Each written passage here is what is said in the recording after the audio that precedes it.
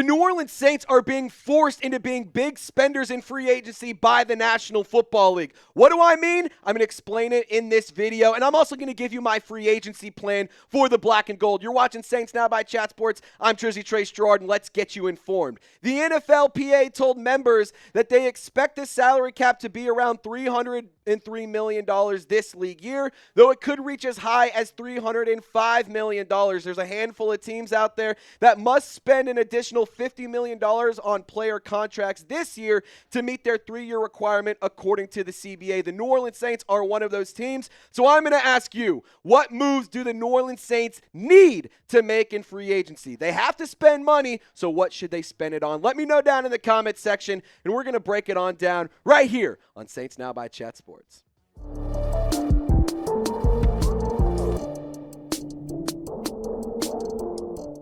So as we pointed out, the New Orleans Saints need to spend an additional $50 million on contracts. Now, this is worth noting.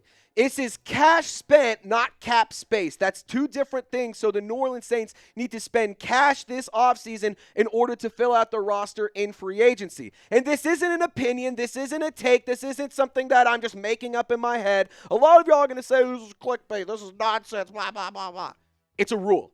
It is just simply a rule. We can show it to you again. I am not the one making the rules. I am simply now telling you what those rules are and what the New Orleans Saints now need to do. Really quickly, though, we got some awesome merch. Right around the corner is St. Patrick's Day, and if you want to join the drinking team, click the link down below, chatsports.com/saintsgreen, and you can join the drinking team. Not only do we have green shirts available, we also have black ones, and I've already seen a handful of y'all order them, so shout out to you for joining the squad. We'll give some shout outs to anyone who does order the shirts.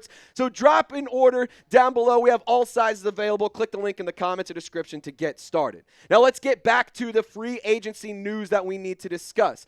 As we stated, the Tennessee Titans, the Seattle Seahawks, the Raiders, the Rams, the Chargers, the Saints, and the Jets, they all need to spend an additional $50 million on player contracts this year to meet the 3-year requirement, according to the CBA. So what does this mean? Many of the free agents and many of the that you're signed and many of the players that you extend, they will be front-loaded in a lot of cash. This is not going to be cap hits. It's cash paid to the players. And what is the spending rule? I did some research. Basically, cash spending must meet 90% of the salary cap over a 3-year period. So from 2024 to 2026, the New Orleans Saints haven't spent enough money, so they now need to go and spend an extra $50 million in order to be compliant with the rules from the National Football League. So how did we get here? Let's just kind of give you the spark notes. In 2023, we remember we were really over the cap, but we did go and sign Derek Carr in free agency. We've made some moves over the last few years. But the biggest free agency acquisition was Derek Carr back in 2023. And for what it's worth, that one wasn't even like an expensive quarterback contract. It was like a mid-level QB deal. It was, a lot of money, but when you're talking about the quarterback position, it really wasn't all that much. It was average QB money at the time. 2024, the Saints actually spent the second fewest in cash in free agency, and then the New Orleans Saints over the last few years, they've been needing to fix their cap issues. They've been needing to clear up the books, clear the money. So basically, the Saints needed to fix their books. They didn't have players worth paying big money to, and the guys that they could have paid big money to, like the Paulson Adibos of the world, if you will, Caden Ellis's, all that stuff. I know it's kind of like various timelines, but basically those guys that you could have kept in free agency and paid big money to, you opted to let them leave. So that is something that's worth noting. Also, with the Derek Carr retirement, it did take some money off the books that was expected to be paid. So in my eyes, how I kind of view it is because Derek Carr is coming back, now we get to go spend extra, or not coming back because he retired. We cleared up all that money because we've been smart with the cap space. Now we have the ability to go spend money. So what are we going to do with it? Coming up, I got my Saints free agency plan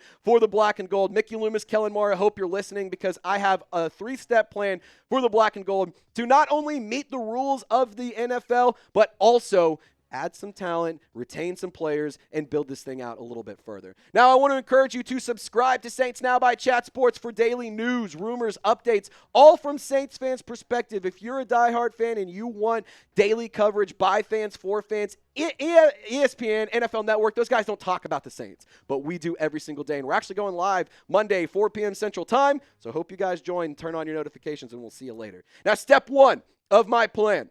Let's go ahead and just sign Chris Olave to an extension. Saints picked up his 5th-year option, so it's not like the Saints need to go and spend money quite yet. They have the ability to wait a little bit and push, maybe extend him next year if they want to do that with the cap space and with the books. My opinion, I don't think he's going to get any cheaper than he did this year. I think he's going to have a great year in 2026. So, in my personal opinion, I'd go ahead and pay him. I mean, we've seen what he can do with Tyler Shuck. He blossomed into an incredible wide receiver after Tyler Shuck took over. He finished 8th in yards, 7th in receptions, 6th in targets. He was tied for 8th in touchdowns, 10th in yards per game.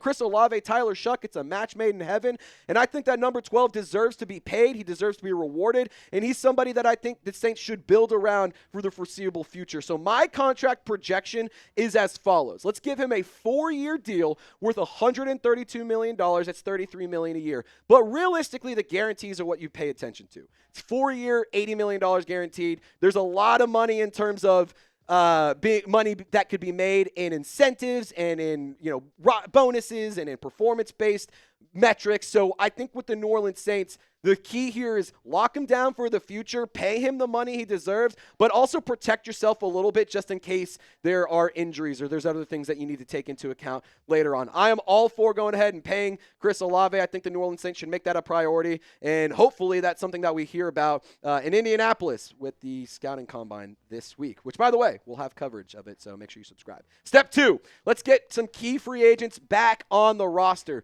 There's a lot of players that you need to make decisions on. One guy that I don't necessarily think the Saints need to prioritize bringing back is Taysom Hill. I really like the player. I respect what he's done for the organization. He's one of my favorite Saints of all time. But the reality is the New Orleans Saints need to focus on the future. So, and they need to focus on winning and giving their team the best opportunity to win. What does that mean?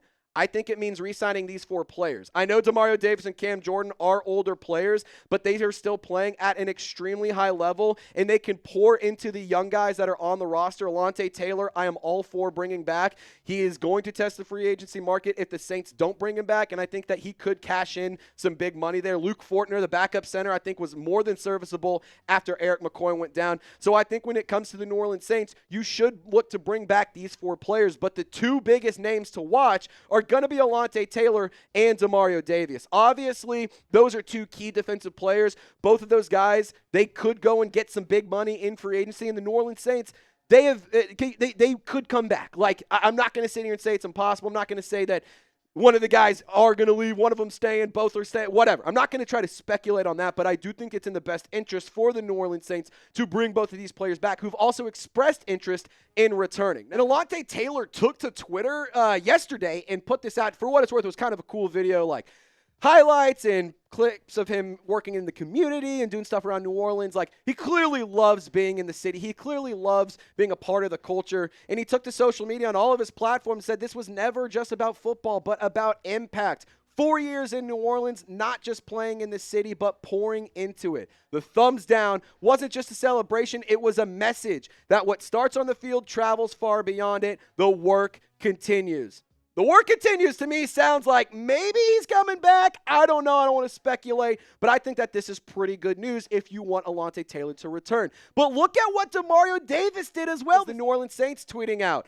The fan of the year, or the international fan of the year, Demario Davis hopped on the podcast, got to announce it. One, the Alontae Taylor tweet sounds like somebody who definitely wants to be in New Orleans, somebody who loves being in the community and loves being a part of the Saints. 2, call me crazy, tinfoil hat. Is somebody who's leaving going to be doing this? I don't really buy it. I really don't. And maybe I'm wrong. I've been wrong before, but I have a hard time believing they're going to have Demario Davis do this kind of stuff, and he's been expressive about how much he likes doing stuff in the community. It's not about money. It's about impact for him. And the New Orleans Saints, come on. They're not doing this if Demario Davis is going. They could have had any other player do it, and they picked Demario.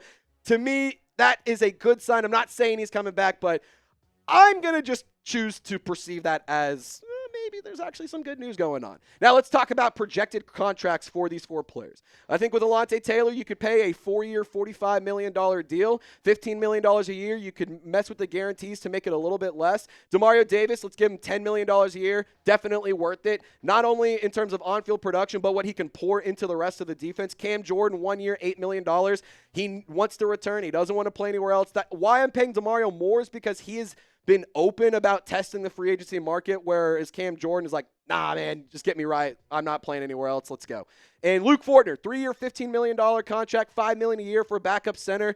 And he played as a starter, and he has that starter capability, and he's able to fill in and be a high-level backup. Like, I don't think that it's a bad idea to invest in the interior offensive line, especially considering Eric McCoy hasn't proven to be healthy and stay healthy over the last few years. But when he's on the field, damn good player. But I think having an insurance policy is a smart idea. Now, who is the bigger priority for you to bring back? Alontae Taylor or Demario Davis? I've asked this on Twitter before, and a lot of people are kind of split on this. And I've actually was shocked to see a ton of Saints fans saying, let them both walk. We don't need either of them. Let's focus on the future, which, hey, I'm not going to blame you if that's your opinion, but I just want to hear what your opinion is. Now let's talk about step 3. So we've talked about extending players that are on the roster. We talked about retaining guys who are entering free agency. And lastly, I want to talk about players the Saints should potentially sign. The biggest need, in my opinion, this offseason, specifically for free agency, not draft, free agency, is the interior offensive line. The New Orleans Saints need to and should be spending big money on the offensive line. They need to go spend an extra $50 million, so go and get the number 1 guard that's available. Who are those options? Well, you can go and get a handful of players. David Edwards, Ed Ingram, Elgton Jenkins, if he gets cut, which the Packers, it seems like that's going to happen. Teven Jenkins, Alijah Vera-Tucker, there's options out there. David Edwards is a guy that I'm desperate to go and sign. The Saints need to sign a top guard. I think that it would be a smart decision. You protect Tyler Shuck better. You're able to create better running lanes for Kamara, for Kendre Miller, for Devin Neal, for Audric Estime, for potentially Jeremiah Love. Like, the New Orleans Saints need to do a good job of protecting the interior of the trenches, or they need to do a better job of winning on the interior of the trenches and protecting their quarterback, protecting their playmakers, because there's been a lot of pressure coming up the middle. And the New Orleans Saints need to find a way to stop that pressure and be more successful, give their offense an opportunity to breathe and succeed. Now let's go to running backs. If you want to spend on running back, I think that this is a need for the New Orleans Saints.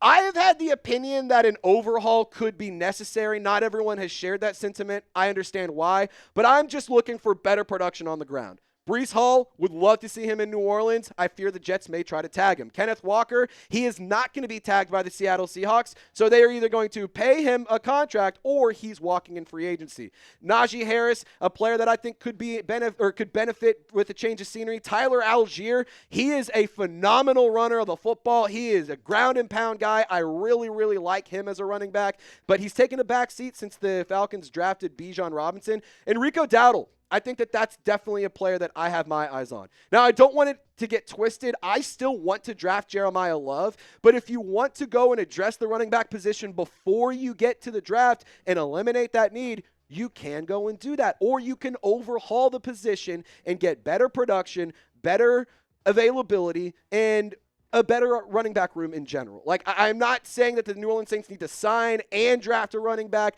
but I do think it's beneficial to do at least one of those and make it a priority. And then, let's say you sign a Breece Hall, for example. You can go draft somebody in like the 4th or 5th round. Same thing. If you draft Jeremiah Love, you don't have to worry about that. And then you can go get other positions later on. So in my opinion, running back is an underrated need, and I'm a little bit more passionate about it than other people, but I just really want to see the ground and pound game get much more productive and much more prevalent, because it was virtually non-existent for the New Orleans Saints. Free agent targets for wide receivers.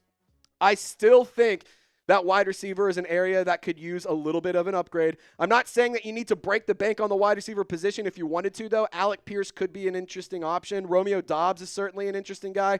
Juwan Jennings, the player we've talked about. Wan'Dale Robinson, very productive for the Giants. And if you wanted a veteran, hell, Keenan Allen has been linked to the Saints by a couple different blogs I've seen on free agency matchups. And so the wide receiver room, in my personal opinion, they just need some experience. Like, the running back room has experience with Alvin Kamara. That to me makes it not as much of a priority in free agency. The wide receiver room in New Orleans definitely needs some help. The average age of the wide receiver room in New Orleans is 25.8 years old. The oldest wide receiver is Dante Pettis, and he's like a practice squad guy, kind of comes up and down. He's free agent anyway. Devon Vele, he's 28 years old, but doesn't have a ton of experience in the league. Jalen Polk, you traded for him.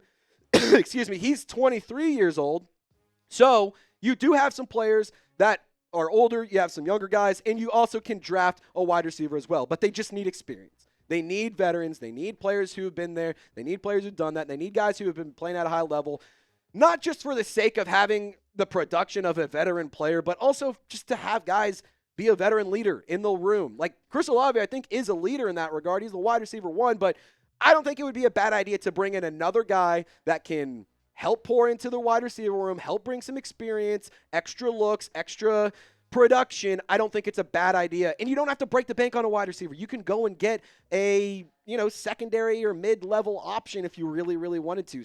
The Saints need to sign and draft a wide receiver this offseason. I'm very, very passionate about that take because last year we didn't see the Saints draft a wide receiver. We saw them sign a couple of guys, no really splashing moves. I mean, Brandon Cooks was, I guess, a fun reunion, but we cut him by the end of the season. So it was one of those things where I just think the Saints need to prioritize adding talent around Tyler Shuck. He's on a rookie contract, so you have the ability to spend money and allocate resources around Tyler Shuck to give him the best opportunity to win. And having a quarterback on a rookie contract is a big, big win, and the New Orleans Saints need to navigate free agency in an aggressive but smart and strategic fashion, if you ask me. Now, if you want more content in between these videos, hit me up on X, Instagram, or TikTok. Just search up Trizzy Trace on your favorite platform, or you can click the link down in the comments or description of this video. And friendly reminder to subscribe to the channel. We're going live later on today around 4 p.m. Central Time. So turn on your notifications,